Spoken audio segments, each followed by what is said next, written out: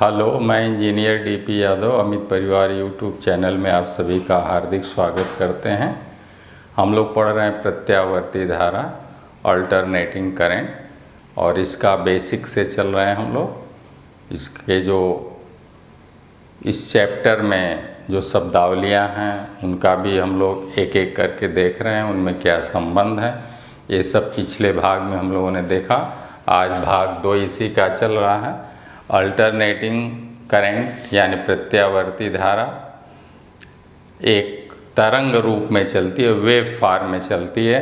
जैसे आप किसी लचीली डोरी में झटका मार दें तो डोरी ऐसे ऐसे ऐसे ऐसे करने लगती है, या किसी स्थिर पानी में पत्थर फेंक दें तो फिर पानी ऐसे ऐसे ऐसे ऐसे करके और वेव यानी तरंग या ऊर्जा जिसे आप कहेंगे वो चलने लगती है। तो उसी तरह से हमारी प्रत्यावर्ती धारा चलती है। और जिस तरह से आप लोगों के तरंग में तरंग दैर्घ्य होता है, आयाम होता है, आवर्त काल होता है, आवृत्ति होती है, वो सब इसमें भी होगा आपके प्रत्यावर्ती धारा में, क्योंकि ये भी वेव रूप में चलती है, वेव फॉर्म में चलती है। तो इसमें भी आवृत्ति, आवर्त काल, आयाम, ये सारी चीज़ें हैं। तो हम लोग एक एक करके इसका अध्ययन कर रहे हैं। तो आज हम लोग उससे आगे चलते हैं। तो प्रत्यावर्ती वेव फॉर्म में चलेगी, तरंग रूप में चलेगी। तो ऐसे हम लोगों ने एक बनाया वेव फॉर्म ऐसे। ये ऊपर वाला हाफ धनात्मक है, हाफ धनात्मक चक्र है। ये पॉजिटिव पल्स है, ये वाला धनात्मक हो गया, और ये वाला आपका ऋणात्मक चक्र हो गया, अर्ध। हाफ पॉजिटिव हाफ नेगेटिव इसे कहते हैं। ये यहाँ तक हम लोगों ने पढ़ा कि ये एक चक्र हो गया, ये एक चक्र हो गया यानी साइकिल हो गया। एक चक्र यहाँ तक आपका पूर्ण हो गया, ये यहाँ तक एक चक्र हो गया। इसी को हम लोग तरंग दैर्घ्य भी कहते हैं। इस लंबाई को हम लोग तरंग दैर्घ्य, कोष्ठ में लैम्डा, इसी को आवर्त काल भी कहते हैं।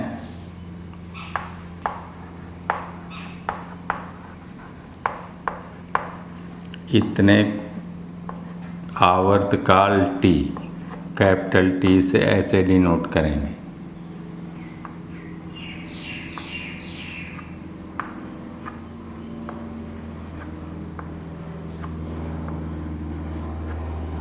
ऐसे। तो ये है आपका प्रत्यावर्ती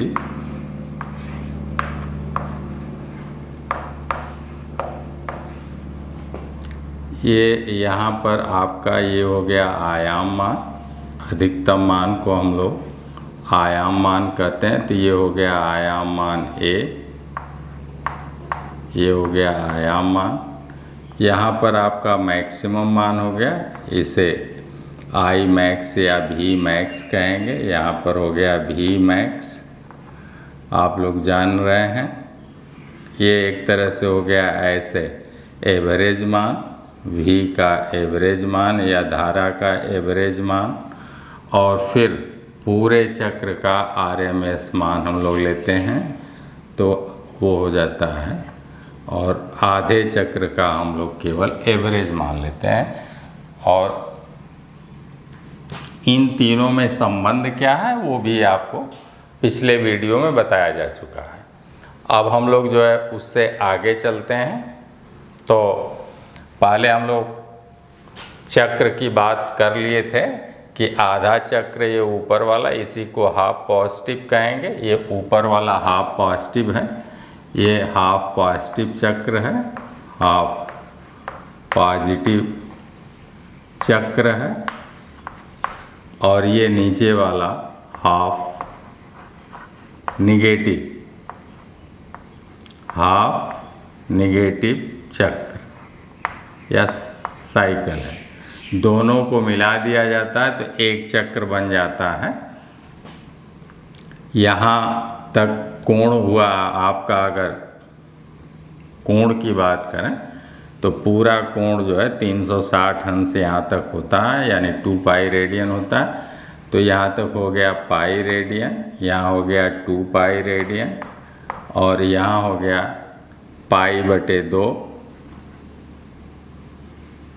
ये हो गया पाई बटे 2 रेडियन, और यहाँ पर हो गया 3 पाई बटे 2। ऐसे ये रेडियन में हो गया। और अंश में चलेंगे तो यहाँ पर इसी को 90 अंश कहेंगे, अथवा आवर्तकाल के रूप में चलेंगे तो यहाँ पर समय आपका आवर्तकाल के रूप में अगर चलेंगे तो आवर्तकाल यहाँ पर हो जाएगा t बटे 2 आधा, यहाँ पर हो गया, और तब यहाँ पर उसका भी आधा है तो ये हो जाएगा आवर्तकाल t बटे 4। देख लें ऐसे।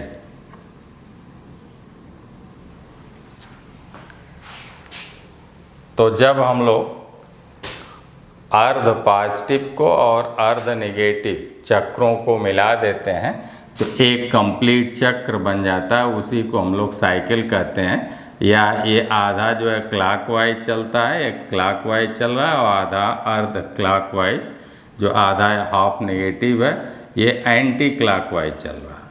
तो इन दोनों को जब मिला देते हैं तो एक चक्र बन जाता है।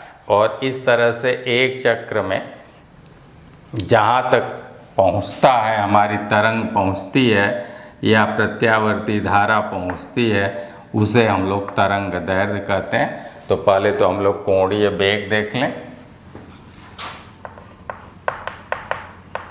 पहला पॉइंट इसमें हम लोगों का चलता है कोणीय वेग ओमेगा।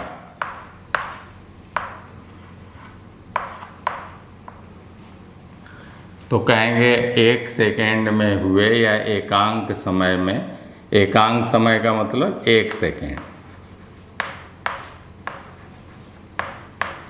एकांक समय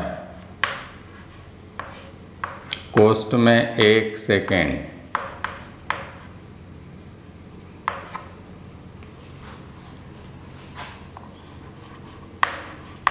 में हुए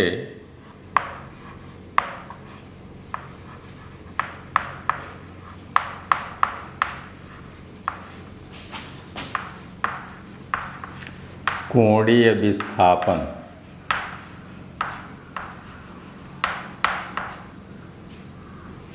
को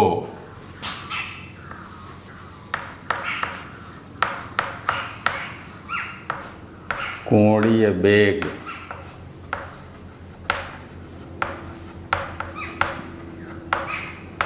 कहते हैं, ओमेगा से व्यक्त करते हैं बेटा।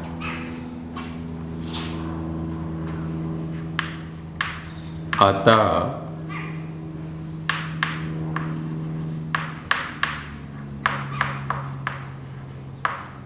कोणीय वेग ओमेगा बराबर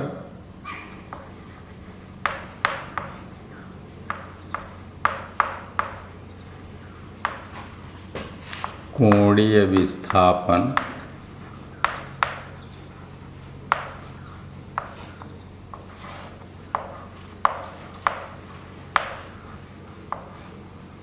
बटे समय। अब इसको जब मिलाएंगे तो ये आपका चक्र इस टाइप से, आधा ये ऊपर वाला चक्र हाफ पॉजिटिव, ऐसे ये आधा वाला ये चक्र और आधा ये नीचे वाला, ऐसे मिलकर एक चक्र बन जाता है। ये क्या बन जाता है? एक चक्र बन जाता है। ऐसे हाफ पॉजिटिव हाफ नेगेटिव मिलाकर एक चक्र ऐसे बन जाता है। तो यहाँ पर अगर हम ऐसे लाइन खींच दें तो यहाँ पर देखें ऐसे, तो ये जो है ये कोण 90 अंश का, ये कोण यहाँ से अगर मान लीजिए कि या यहाँ से आप चलना शुरू करते हैं तो यहाँ तक आप पहुँचे तो ये स्थिति जो है ये कोण 90 अंश का हो गया। ये देखिए यहाँ से आप यहाँ पहुँच रहे हैं, यहाँ पहुँच रहे हैं। मान लीजिए कि ये हमने ऐसे रेखा खींच दिया, ऐसे खींच दिया, तो ये आधा चक्र जो है ये वाला है, ये ऊपर वाला। तो ये कोण 90 अंश हुआ। इसी को यहाँ पर जो है पाई समय π/2 को 90 अंश पाई रेडियन बराबर 180 अंश होता है। तो इसी को चाहे π/2 रेडियन कहिए अथवा इसी को 90 अंश भी कह सकते हैं, 90 अंश भी कह सकते हैं। तो इस तरह से कोई भी पिंड मान लीजिए यहाँ या कोई भी वस्तु यहाँ है या धारा यहाँ है और ऐसे मान लीजिए यहाँ पर आया और ये ऐसे, ये कोण जो है थीटा बना। ये कोण कितना बन गया? थीटा। थीटा बराबर ω/t। तो यही हो गया कोणीय विस्थापन। ऐसे ऐसे ऐसे जितना कोण तय करता जाएगा, ये है, फिर ऐसे, फिर ऐसे, फिर ऐसे, फिर ऐसे। तो इसको हम लोग कहेंगे कोणीय विस्थापन और बटे समय। कोणीय विस्थापन को अगर हम लोग थीटा कहें तो यही है थीटा, थीटा बटे स्मॉल टी। अब अगर एक पूरा चक्कर का लें, एक पूरा चक्कर का लें तो इस तरह से थीटा बराबर हो जाता है ω/t। देखिए ना, यहाँ से थीटा बराबर कोणीय विस्थापन यहाँ पर कितना है? थीटा। और अब हम लोग आगे चलते हैं तो इसी में आप कहेंगे एक पूरा चक्कर में कितना कोण बनता है? तो आप कहेंगे पूरा चक्कर में 360 अंश का बनता है। 90, 90, 90 और 90, 360 अंश का अथवा 2π रेडियन का। कोण बराबर होता है चाप बटे त्रिज्या से। देख लीजिए, अलग कहीं देख लीजिए। कोण बराबर, अगर वैसे तो कोण बराबर होता है चाप बटे त्रिज्या। यहाँ से देख लें बेटा, कोण बराबर चाप बटे त्रिज्या से। चाप कितने का, आर कितने का हो गया? तो एक पूरे चक्र में कुल कोण बना 360 अंश, अथवा पूरे चक्र का चाप हो जाएगा, पूरे चक्र का चाप हो जाएगा 2πr, परिधि के बराबर आर्क हो जाएगा। तो पूरा चाप हो गया 2πr परिधि के बराबर और बटे त्रिज्या r। r से r कट गया तो बराबर हो गया 2π रेडियन।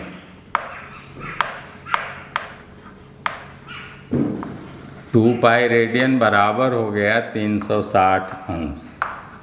वैसे भी हम लोग जानते हैं 90 अंश ये, 90 अंश ये, 90 अंश ये, 90 अंश ये। तो एक चक्र में कुल 360 अंश का कोण बनता है अथवा 2π रेडियन का बनता है। तो इस तरह से एक फार्मूला आ गया कि 2π रेडियन बराबर 360 अंश, अतः पाई रेडियन बराबर हो गया, पाई रेडियन बराबर 180 अंश और पाई बटे 2 रेडियन बराबर तब हो जाएगा 90 अंश। ऐसे होता है। तो इस तरह से कोण को हम लोग जो है वो रेडियन में मापेंगे। जब चाप बटे त्रिज्या लेंगे तो रेडियन में आएगा, और वैसे मापेंगे तो अंश में मापेंगे। तो इस तरह से हमारा कोण हो गया, कोणीय विस्थापन थीटा हो गया, और एकांक समय मतलब स्मॉल टी लेंगे उसके लिए। अब अगर पूरा एक चक्र में लगे समय को आवर्तकाल भी कहते हैं, तो एक चक्र अगर पूरा चलता है तो कुल कितना कोण चलेगा? 2π रेडियन। तो हो गया 2π रेडियन एक चक्र में, और बटे एक चक्र में लगे समय को कैपिटल टी कहते हैं। ये भी हो गया, और ओमेगा बराबर हो गया 2πn या 2πf, जो भी कहिए 2πn ऐसे। तो ये हो गया कोणीय वेग ओमेगा के लिए फार्मूला। कैसे हो गया? हम लोग जानते हैं क्योंकि n बराबर होता है 1/T। तो यहाँ एक से गुणा कर दीजिए, तो 1/T के जगह पर हम लोग n भी लिख सकते हैं। n क्या है? n आवृत्ति है। n क्या है? आवृत्ति है। तो आवृत्ति n बराबर 1/T। तो फार्मूला ऐसे भी हो गया 2 पाई बटे कैपिटल टी अथवा 2 पाई एन। क्लियर हो गया कॉन्सेप्ट। तो अतः कोणीय वेग ओमेगा बराबर हो गया, ये आपका फार्मूला हो गया बेटा। अब इसे आप याद कर लें कि कोणीय वेग ओमेगा बराबर ऐसे इतना होता है।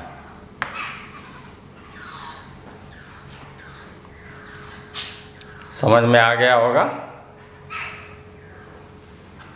यदि पूरे चक्र का हम लोग आर्क लें कि एक चक्र में चली गई कुल दूरी जो होती है वो इसके परिधि के बराबर होती है, और परिधि जो है 2 पाई आर होता है, और वही परिधि ही इसका आर्क है। क्योंकि हम लोग कहीं भी आर्क ऐसे लगाते हैं, ये ऐसे पेंसिल और प्रकाल की नोक रखते हैं ऐसे, और ऐसे आर्क लगाते हैं, ऐसे आर्क लगाते हैं, ये ऐसे रख कर और ये ऐसे आर्क लगाते हैं।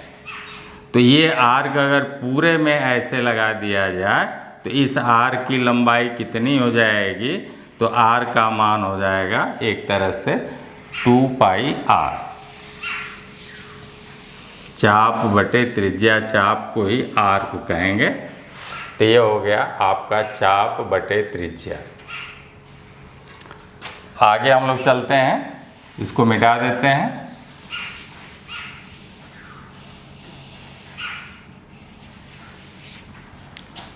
अब हम लोगों का आवर्तकाल लिख लेते हैं।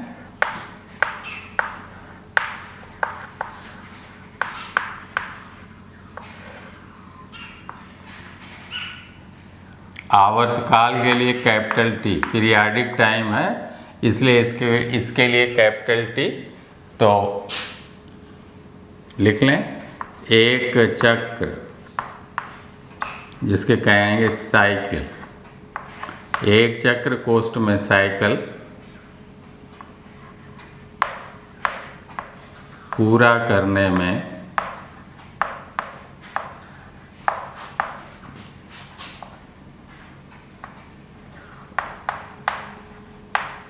प्रत्यावर्ती राशि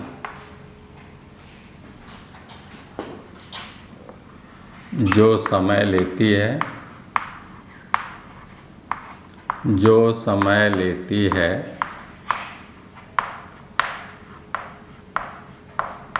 उसे आवर्तकाल कहते हैं।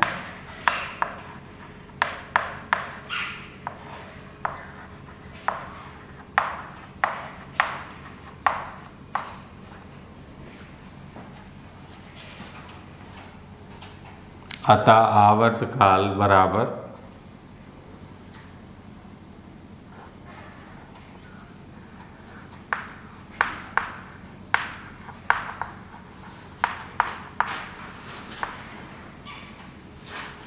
आवर्तकाल कहते हैं, सेकेंड में मापते हैं।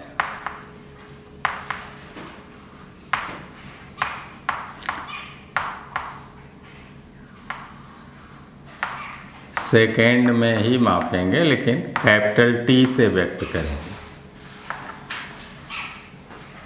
आवर्तकाल कैपिटल टी बराबर हो गया 1/f या 1/n, चाहे 1/f लिखिए अथवा 1/n। आवृत्ति अगर n माने हैं तो 1/n लिख देंगे, और यहाँ से लिखेंगे n बराबर होता है ओमेगा बटे 2 पाई। तो यहाँ से हो गया, यहाँ n बराबर अगर लिखेंगे तो हो जाएगा ओमेगा बटे 2 पाई। अब हो जाएगा 2 पाई बटे ओमेगा, ऐसे भी लिख सकते हैं 2 पाई बटे ओमेगा। v बराबर n लैम्डा भी होता है, v बराबर n लैम्डा होता है, और इस n बराबर 1/t भी होता है। तो v बराबर हो गया लैम्डा बटे t, और t बराबर फिर हो गया t बराबर हो गया लैम्डा बटे v। देख लें ऐसे, v बराबर n लैम्डा यहाँ से, तो वेग v बराबर n लैम्डा। यहाँ से आप देखें तो n बराबर 1/t भी होता है, तो लैम्डा बटे टी हो गया। t का इधर ले आएंगे तो vt, t बराबर लैम्डा बटे v, तो बराबर लिख सकते हैं लैम्डा बटे भी लिख सकते हैं, बराबर लैम्डा बटे भी। यहाँ से आपने देखा, ऐसे लिख सकते हैं। तो ये हो गया आवर्तकाल के लिए फार्मूला।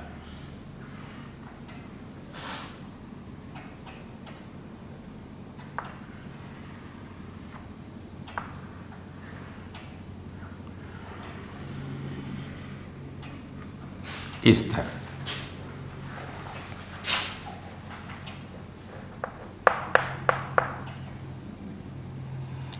अब हम लोग तरंग दैर्ध्य देख लेते हैं।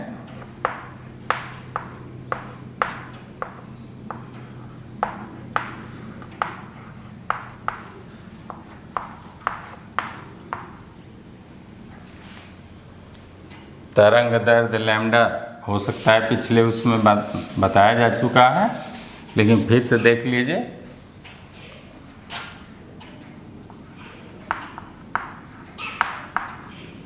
प्रत्यावर्ती राशि के एक चक्र के फैलाव या विस्तार, एक चक्र के विस्तार कोष्ठ में फैलाव को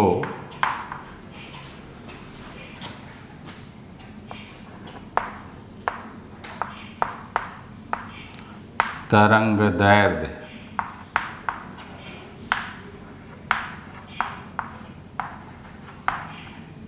कहते हैं। लैम्डा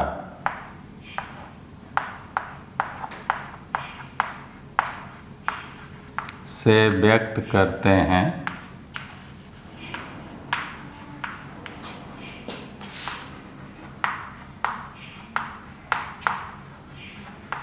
और मीटर में मापते हैं।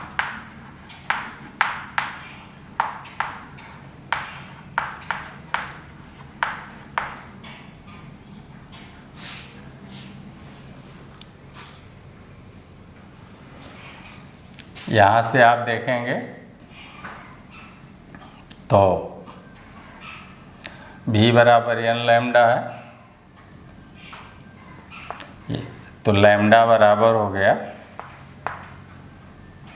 लैम्डा बराबर vt भी आप लिख सकते हैं, लैम्डा बराबर vt भी आप लिख सकते हैं, और लैम्डा बराबर 2 पाई v भी लिख सकते हैं, बराबर 2 पाई v भी लिख सकते हैं।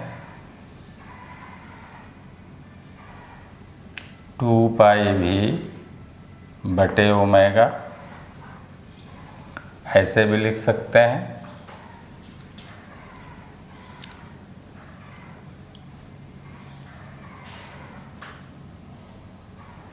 और लैम्डा बराबर v/n भी लिख सकते हैं ऐसे।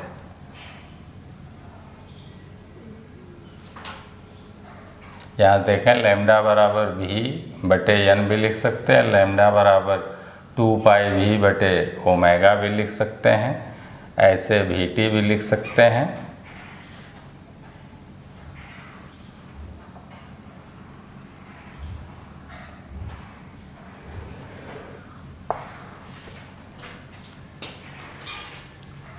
अब हम लोग कोणीय वेग हो गया, आवर्त काल हो गया, तरंग दैर्ध्य हो गया। अब हम लोग चलते हैं कला, इसको मिटा देते हैं और हम लोग चलते हैं कला देख लेते हैं।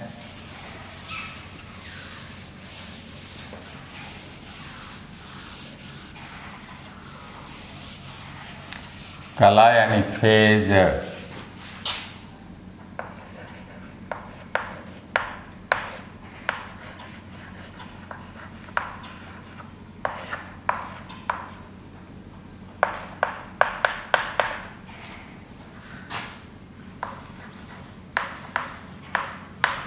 कला किसी भी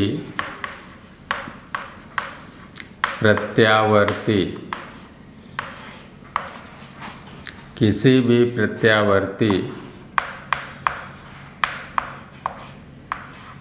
राशि की स्थिति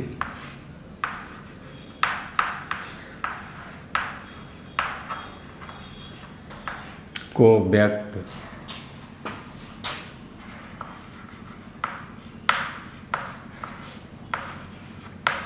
करता है।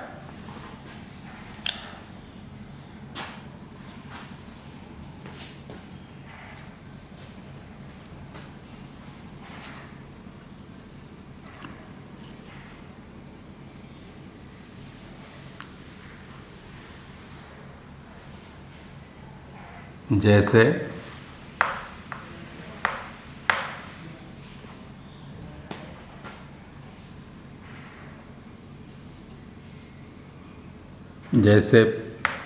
π/2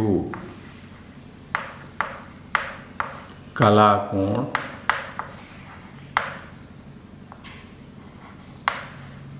पर या देखिए ना, π/2 कला कोण पर ये देखिए, ये यहाँ पर क्या है, मैक्सिमम मान है। तो π/2 कला कोण पर या T/4 कला समय पर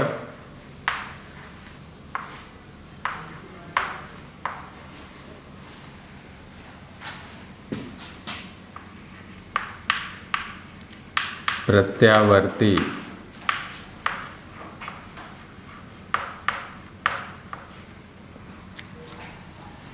धारा या केवल राशि कह दीजिए, प्रत्यावर्ती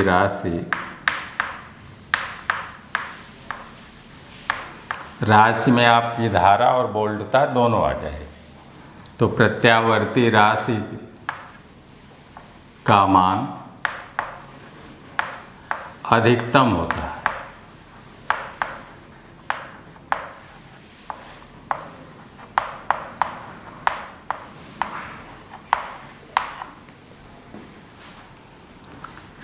इसी प्रकार,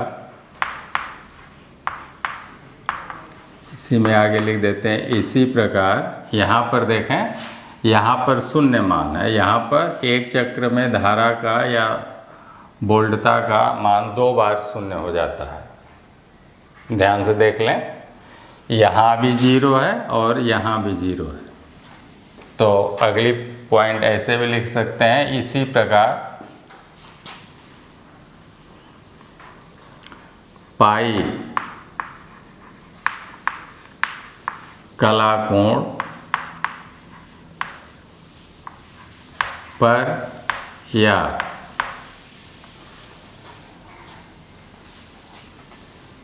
T/2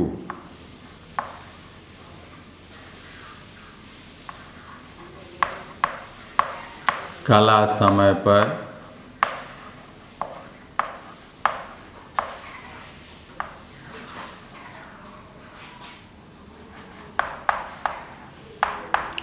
प्रत्यावर्ती राशि का मान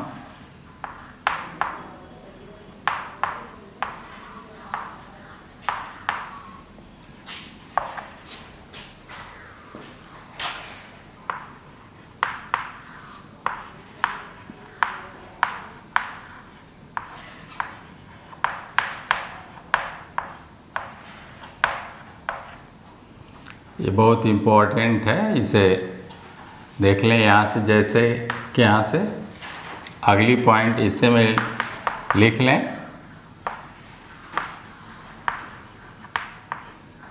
एक चक्र में इस तरह से, एक चक्र में धारा का मान 0 to 2 बार शून्य होता है।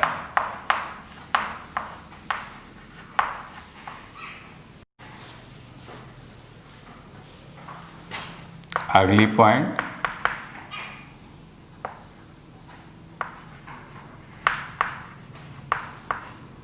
चूँकि भारत में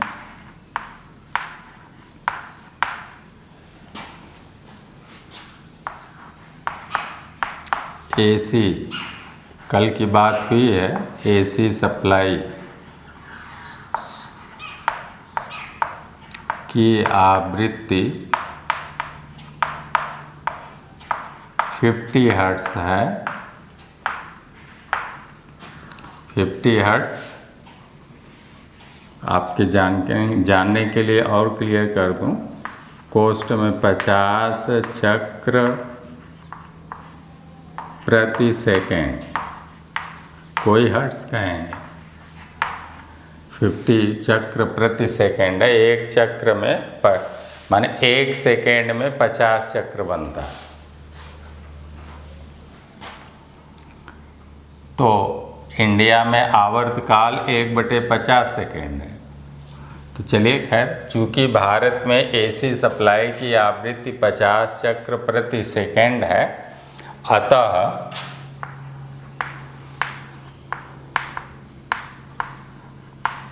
मात्र एक सेकेंड में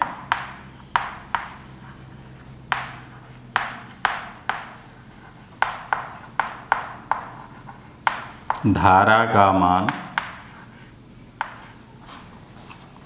एक चक्र में 2 बार शून्य हुआ, 2 बार शून्य हुआ, एक चक्र में कई बार, 2 बार शून्य हुआ, तो 50 चक्र में 100 बार शून्य हुआ। तो एक सेकेंड में धारा का मान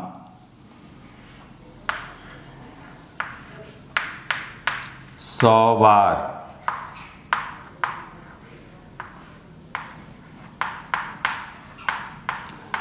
बार शून्य होता है।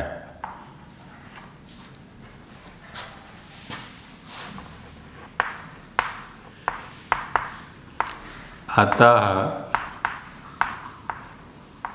हमारा बल्ब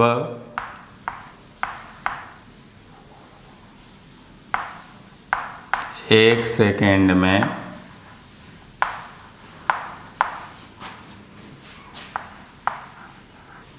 100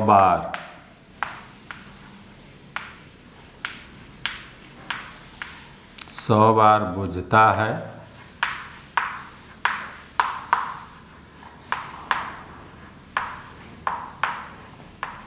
और 100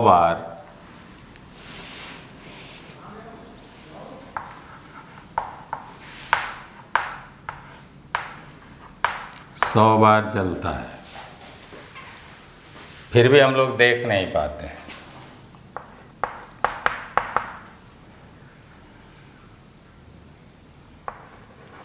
अगली पॉइंट,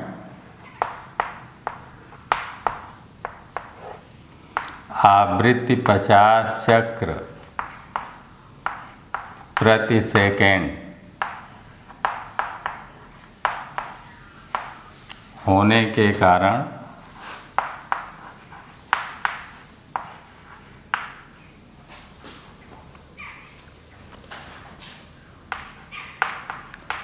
प्रत्यावर्ती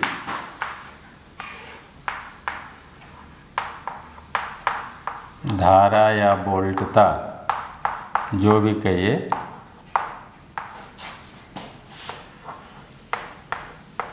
का आवर्तकाल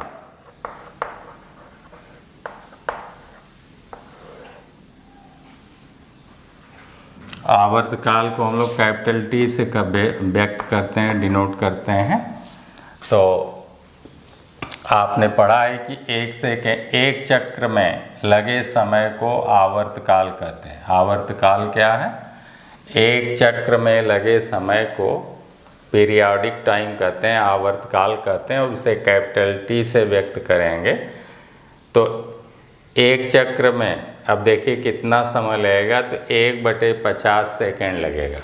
अतः आवर्तकाल t बराबर होता है 1/50 सेकेंड, बराबर अगर 50 से भाग दें तो हो जाएगा 0.02 सेकेंड ऐसे आ रहा है, देखें कितना आ रहा है, 10 हो गया 0.2 सेकेंड ऐसे हो गया।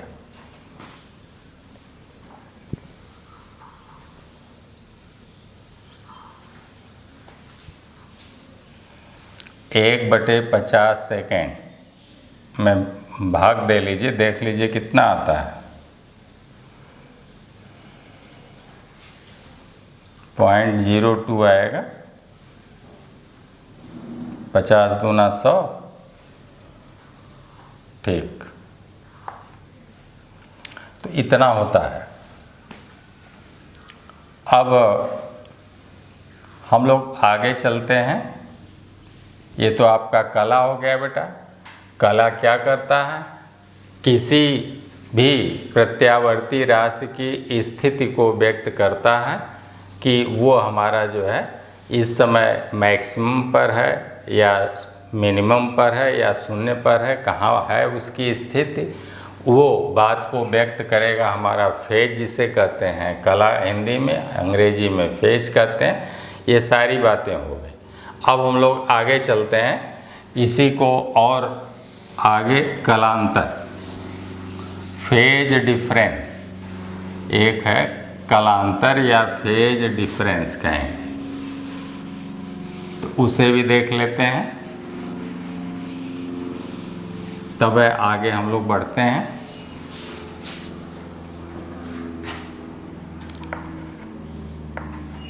कलांतर अंग्रेजी में कहेंगे फेज डिफरेंस।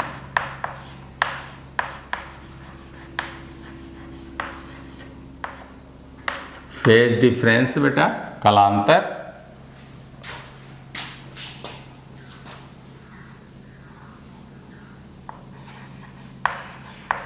जब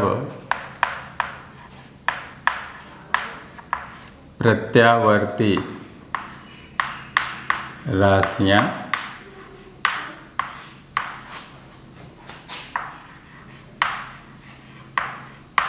जैसे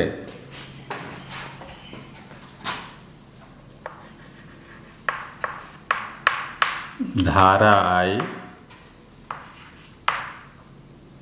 व वोल्टेज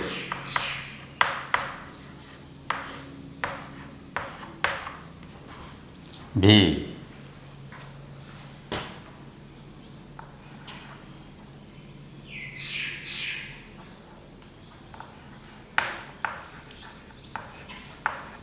एक साथ न चलकर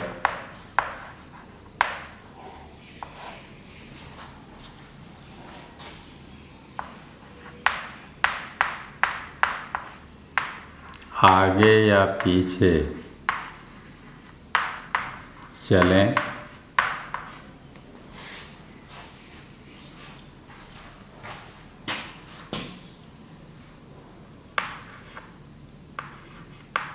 तब उनमें कलांतर होता है।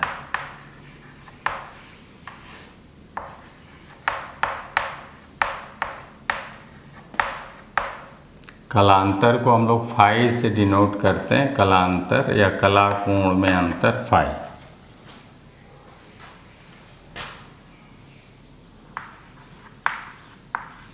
अथवा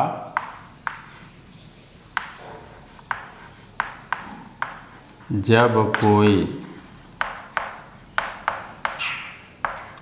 प्रत्यावर्ती राशि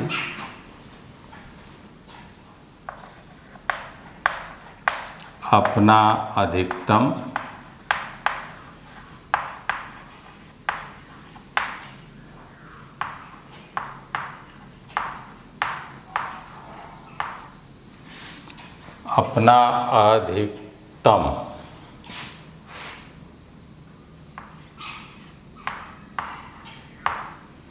वह शून्य मान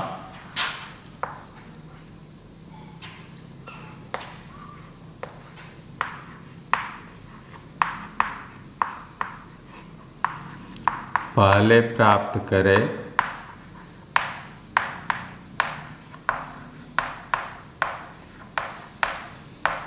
तब उसे अग्रगामी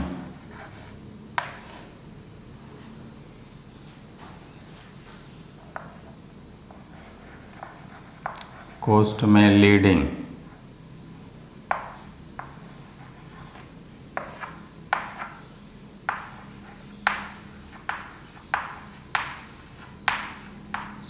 कहते हैं।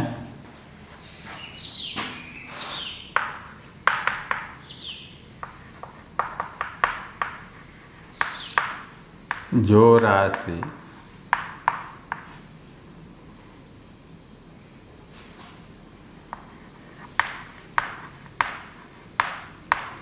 अपना अधिकतम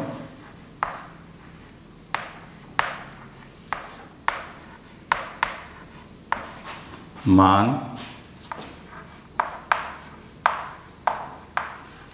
व शून्य मान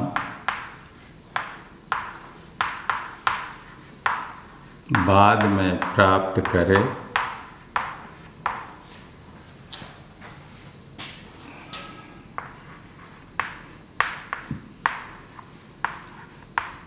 तब उसे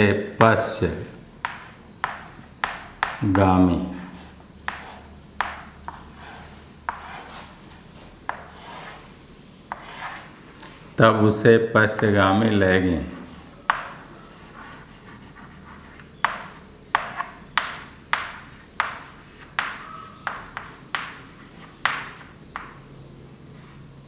लैगिंग कहते हैं।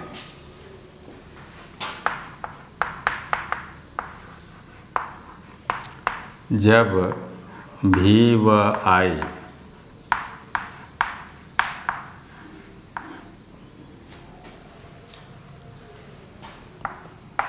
साथ साथ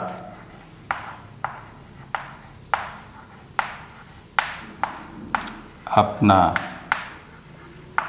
अधिकतम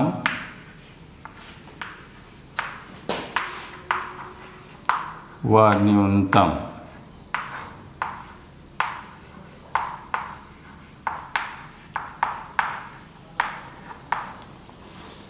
मान अपना अधिकतम व न्यूनतम मान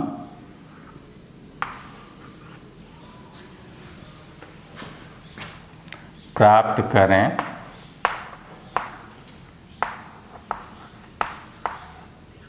तब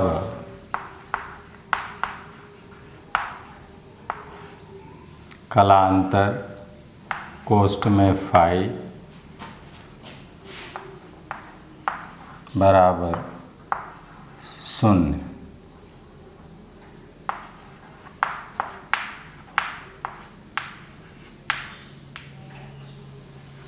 कालांतर या फेज डिफरेंस तब 0 होता है।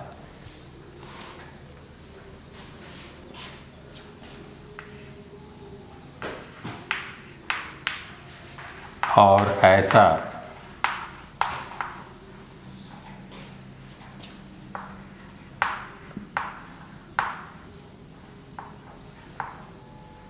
शुद्ध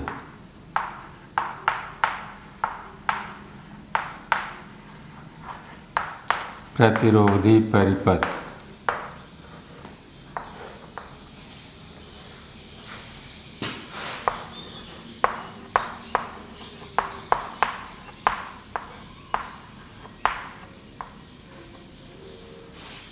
अगली पॉइंट ध्यान से देखें। पावर फैक्टर आप देख लें।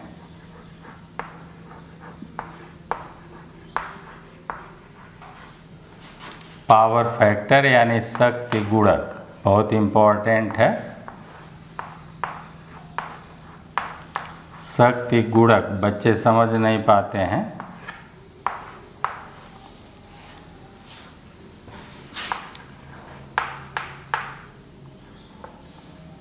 यदि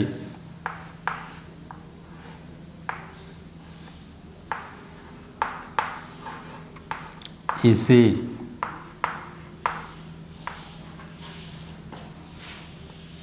कलांतर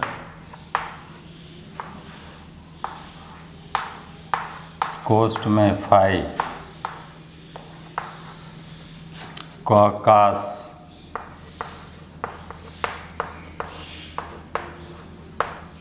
ले लिया जाए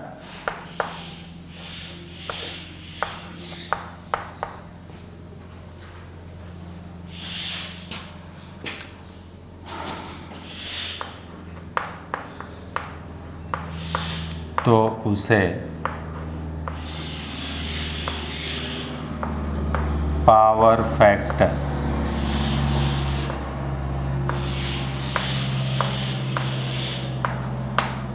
कहते हैं।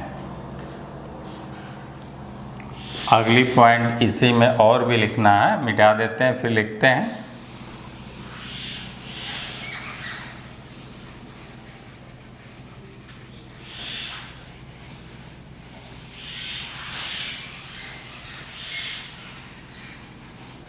समय का भी ध्यान रखना है।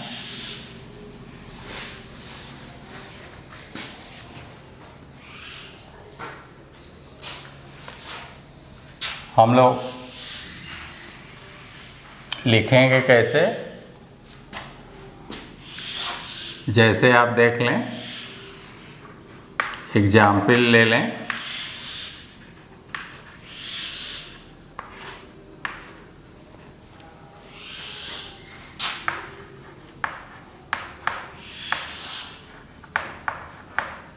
जब धारा फाई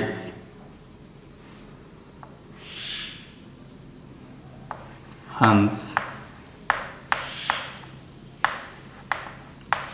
अग्रगामी हो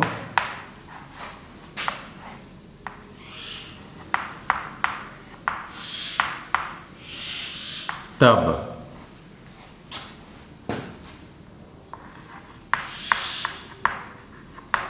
वोल्टता समीकरण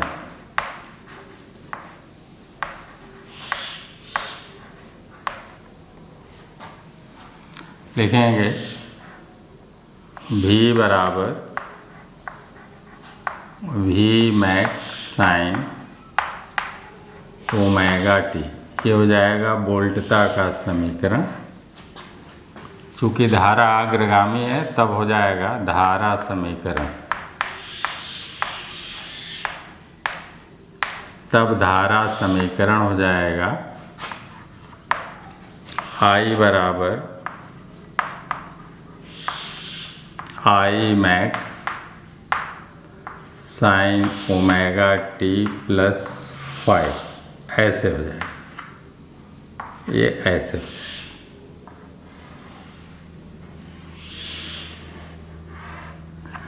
अब इस सूत्र को या इस समीकरण को देखने से ही आपको पता लग जा रहा है कि धारा फाई अंश आगे चल रही है, किससे? वोल्टता से। क्योंकि आपके वैद्युत ऊर्जा में या वैद्युत शक्ति में दो ही बातें हैं।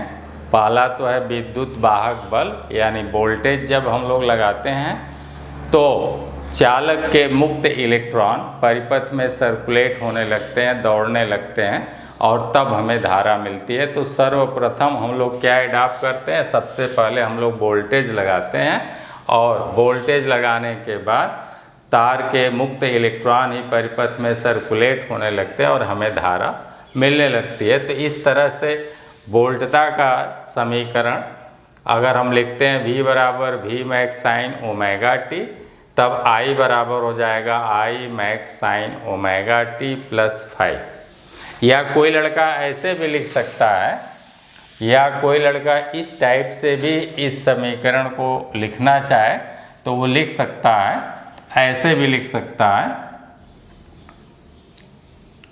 वोल्टता का समीकरण ऐसे भी लिख सकता है, ऐसे भी लिख सकता है।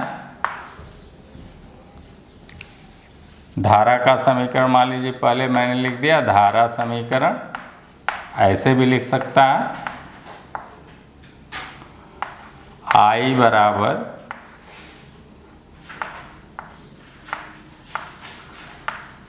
I max sine omega T, ऐसे लिख दिया धारा का समीकरण। तो वोल्टता का समीकरण हो जाएगा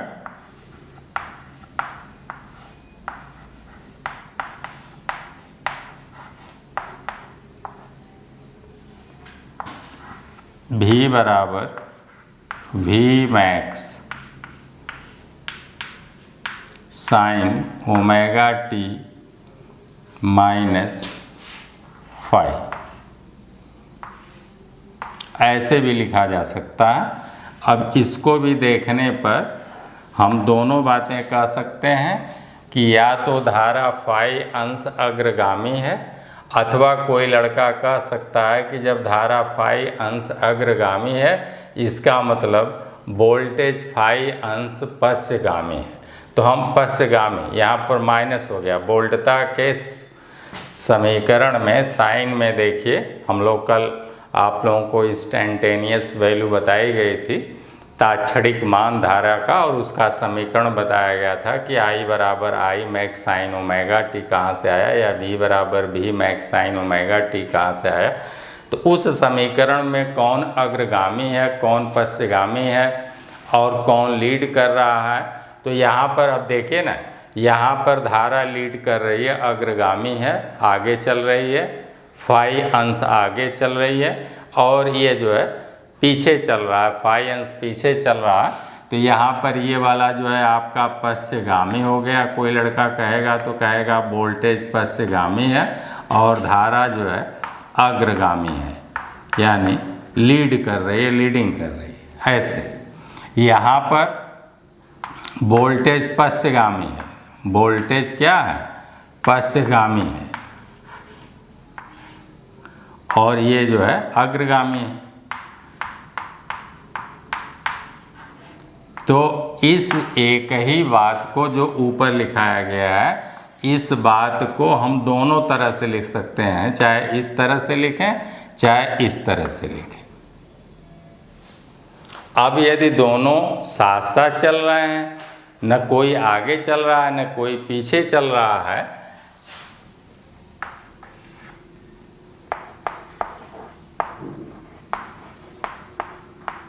जब दोनों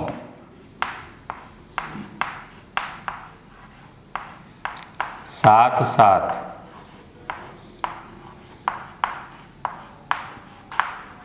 चल रहे हों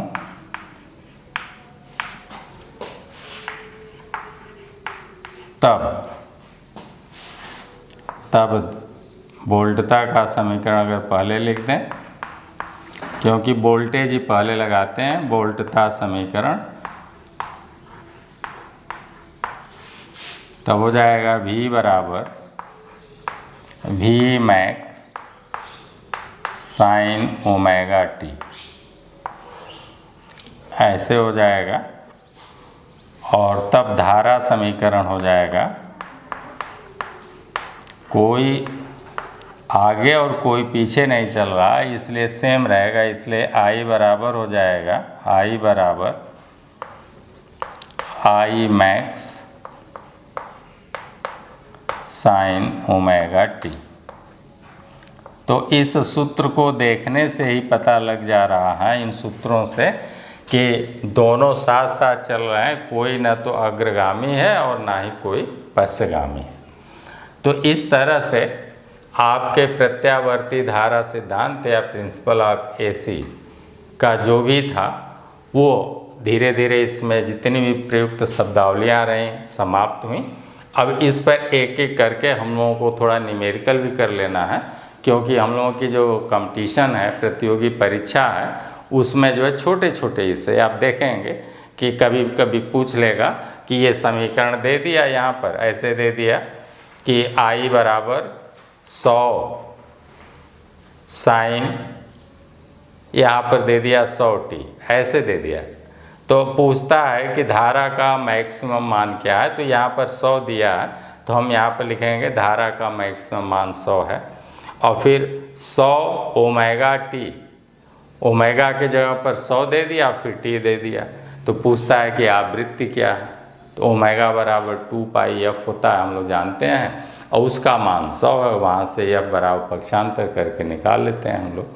तो कहने का मतलब यह है कि इस पर थोड़ा सा न्यूमेरिकल हम लोग कर लेंगे तो हम लोगों की एक अच्छी प्रैक्टिस हो जाएगी, और फिर ये चैप्टर हम लोगों से छूटेगा नहीं। इनमें से कोई भी प्रश्न या किसी भी प्रकार का प्रश्न पूछा जाएगा, और अवश्य 1 या 2 क्वेश्चन आपको इस चैप्टर से ज़रूर मिलेगा।